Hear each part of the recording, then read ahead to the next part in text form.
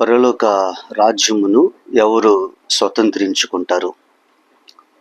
Bible ప్రకారముగా మత్తయి సువార్త 5వ అధ్యాయం 3వ వచనం కొండ మీద ప్రసంగంలో యేసుక్రీస్తు ప్రభులు వారు బోధిస్తూ, ఆత్మ విషయమై దీనులైన వారు ధన్యులు, పరలోక రాజ్యము వారిది.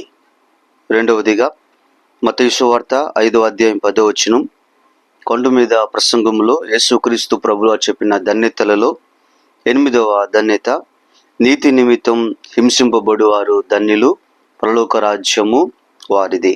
మూడవదిగా మత్తయి సువార్త 7వ అధ్యాయం 21వ వచనం, పరలోకమందున్న నా తండ్రి చిత్త ప్రకారము చేయువాడే పరలోక రాజ్యములో ప్రవేశించును. నాలుగవదిగా మత్తయి సువార్త 18వ అధ్యాయం 3-4 వచనాలు, చిన్న బిడ్డ వలె ఎవరైతే తగ్గించుకుంటారో వారిది పరలోక రాజ్యము.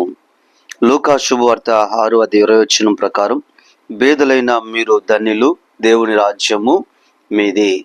దేవుడు ఈ కృప మీకు దయచేయునుగాక.